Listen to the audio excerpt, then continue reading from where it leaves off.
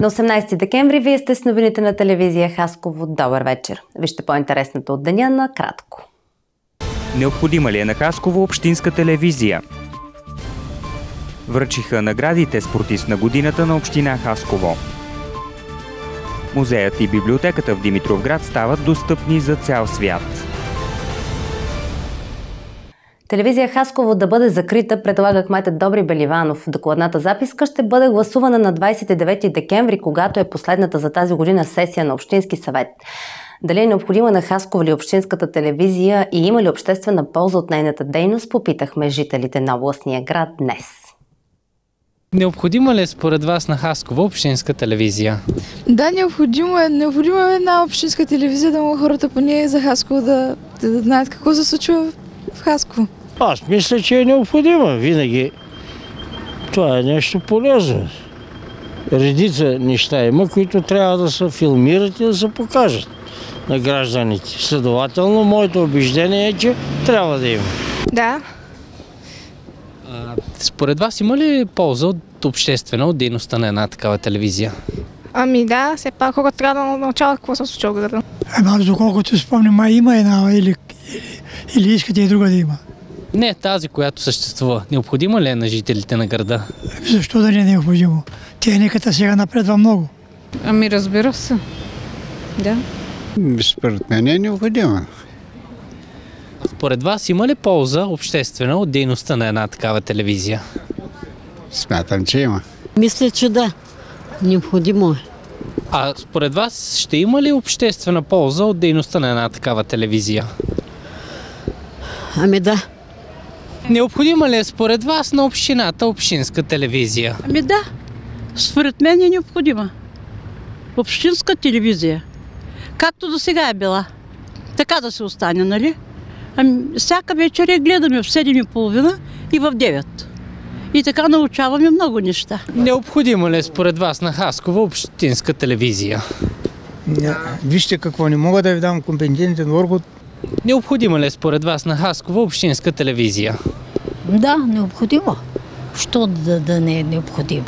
Ами аз не живея в Хасково, но би трябвало да има телевизия хасковска.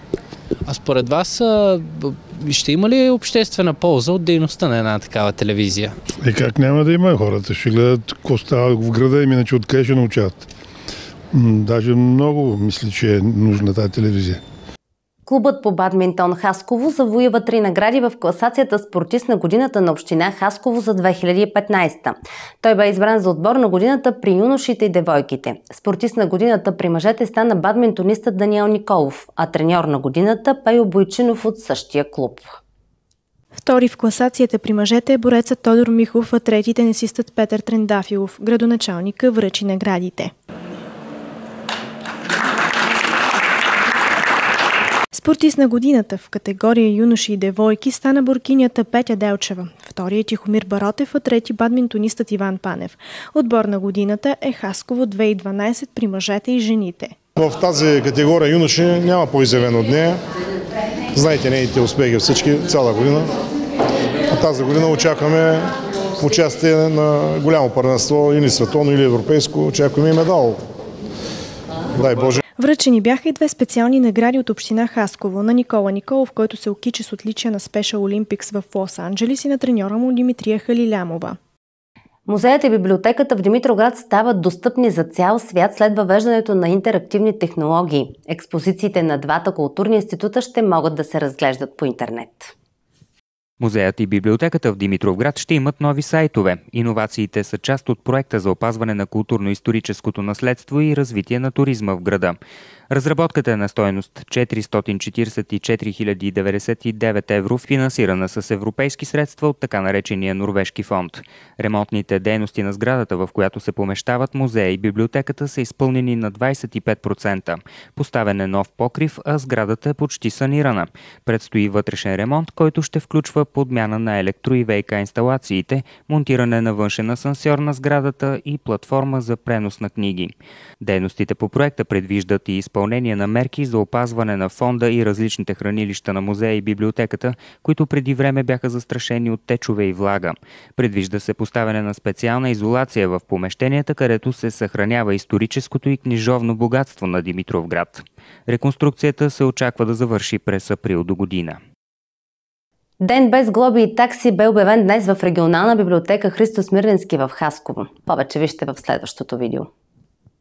За деня на отворените врати библиотекарите посрещаха читателите си с късметчета. По традиция на този ден абонатите не плащат за услугите в библиотеката. Също така им се опрощават и глобите за просрочено задържани книги. Вторият подобен ден на отворените врати в годината е на 11 май, когато е денят на библиотекаря. Читателят на годината ще бъде обявен на 6 януари, като 2 дни по-късно победителят ще пътува за специална церемония по награждаването в София. Всички първенци от регионалните библиотеки в страната ще получат като награда и пътуване до Брюксел, съобщиха от регионалната библиотека. Сградата на основно училище Христо Ботев в село Крепош ще бъде изцяло ремонтирана. Предвижда се и саниране. Проектът на община Димитровград е одобрен. Средствата на стойност 600 000 лева ще бъдат осигурени от Националния доверителен екофонд. Първоначалният проект за ремонт е предвиждал заличаване на изрисуваните по фасадата на училището монументални платна на братята Христо и Панчо Паневи. Общината обаче ще го коригира и паната ще бъдат запазени, увери кметът Иво Димов. Предвижда се и ремонт на сградата на детската градина в село Ябълково. Предстои изготвянето на технически проект. За реконструкцията общината ще кандидатства с проект по програма Красива България. При одобрение на разработката тя ще бъде съфинансирана с до 200 000 лева от общинския бюджет. EVN ще отчита електромерите по коледните и новогодишни празници по редовния месечен график и в неработните дни, информират от дружеството. Целта е като всеки месец да се следва редовния график на отчитане на електроенергията за клиентите на дружеството. В случай, че поради отсъствие на клиентите по време на празниците няма осигурен достъп до тези електромери, които са в границата на собственост на клиентите, отчетниците на EVN България ще оставят съобщения клиентите да се свържат с дружеството за уговаряне на посещение в удобно за тях време. Това може да стане с обаждане на денонощния телефон на дружеството. Създадената организация за отчитане в EVN цели спазване на изискванията на правилата за измерване на количеството електрическа енергия и запазване интереса на клиента. Както и до сега. Конкретна информация за продължителността на отчетния период за всеки клиент е налична в фактурата за електроенергия, заедно с количеството консумирана електроенергия, срока за следващото отчитане, срока за следващото плащане, както и телефонен номер за връзка с дружеството. EVN България напомня, че традиционно месец декември се характеризира с повишена консумация на електроенергия. Тази тенденция става още по-изразена по време на коледните и новогодишните празници и почивните дни. Важно за всеки клиент е периодично да следи своята консумация на електроенергия чрез сверяване данните от електромера. Традиционният коледен базар на областна администрация се открива в понеделник. Тази година той ще продължи 3 дни, а събраните средства ще отидат за лечението на 16-годишната Ники Ленкова. Благотворителният базар ще бъде под наслов "От деца за Ники". Сувенирите, които ще бъдат представени, са изработени от ученици от всички училища на територията на област Хасково, обявиха организаторите. Всяка година по Коледа традиционно областният управител на област Хасково съвместно с Рио Намон организират традиционен коледен базар. Мисля, че това вече ще бъде 6-та година, в който той се провежда. Тази година той е под надслов "От деца за Ники", като набраните средства от този базар ще послужат за лечението на малката Ники. Всички знаете за нея. Това ще бъде поредна инициатива, за да можем да помогнем на момичето. Ники е с тежка диагноза, а за животоспасяващото и лечение, което се провежда в Турция, са необходими около 90 000 евро. Кулинарен конкурс за автентични български ястия обяви за 4-та поредна година община Димитровград. Състезанието е под надслов "Коледна трапеза" и ще се състои в събота, 19 декември. Жителите и гостите на града ще имат възможност да опитат от приготвения на площада юнашки кебаб в най-големия тиган в България. Коледните ястия ще бъдат разположени на трапеза на площад България в Димитровград. Жури ще отличи най-добрите кулинари, които ще се състезават в 4 категории – обредни хлябове и пити, постни и местни ястия и сладки изкушения. Традиционният коледен конкурс "Коледна трапеза" естествено провокира отново голям интерес сред нашите съграждани. Още повече тази година в 4 раздела ще бъдат връчени и парични награди за първо, второ и трето място. Нашите съграждани винаги са били активни в представянето на коледните традиции в областта на кулинарното изкуство и до момента имаме подадени заявки за представяне на 93 над 90 ястия. Записването не е приключило, а то може да стане и в деня на 19 декември, в самия ден на конкурса, тук на централния площад. В същия ден на площада ще бъде приготвен юнашки кебаб в най-големия тиган в България. Наши гости ще бъдат представители на Националното сдружение за културно наследство с така наречения юнашки тиган. Ангел Ангелов е главният представител и готвач на юнашкия кебаб, който ще бъде приготвен с продукти 100 кг свинско месо, 70 кг лук, 25 кг чушки, 30 кг моркови, 50 кг гъби, грах, подправки. И готвенето ще започне в ранните часове на 19, т.е. след около 8 часа сутринта и предполагаме към обяд 12, най-късно 13 часа ще бъде готово. Готовия юнашки кебаб ще бъде раздаден на гражданите и гостите на Димитровград. Продуктите са дарени от димитровградски фирми. В приготвянето ще участват както хора на нашите гости от Националното сдружение, така и участници от читалищата, които едновременно с участието си в коледна трапеза ще представят и традиционни обичаи коледни на сцената на площад България. На площада ще бъде запален и големият коледен бъдник. Част от ястията ще бъдат дадени на хора, които се нуждаят чрез гражданската инициатива "Щедър хладилник".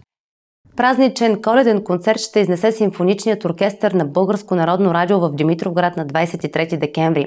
В навечерието на Коледа на сцената на Общински театър "Апостол Карамитев" от 18:30 часа оркестърът на Националното радио ще свири за димитровградската публика заедно с забавно-духовия оркестър на града. Билетите за концерта са на символична цена от 5 лева. Хонорарите на гостуващите музиканти се поемат от община Димитровград. Събитието е подарък към димитровградчани в навечерието на празниците. Симфоничният оркестър на Българското национално радио е смятан за най-добрият в страната. Димитровградчани ще имат възможност да се насладят на изпълнения от Моцарт, Штраус, Хендел, Бах, Маскани, Страдела, Малер и други. За първи път в Димитровград ще звучи и арфа. Билети за концерта могат да се закупят от касата на театъра. Грациите от Аида отпразнуваха третия рожден ден на Хасковския клуб по художествена гимнастика с концерт в салона на основно училище "Христо Смирненски". И тази година празненството събра много гости. Грациите от Аида ги приветстваха и показаха новите си съчетания.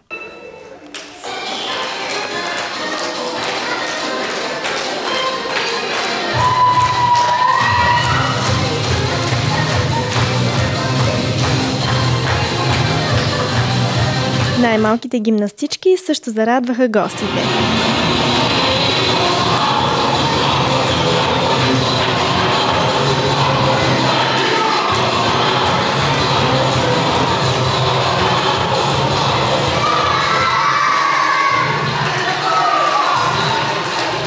Подготвена бе и торта за тържеството.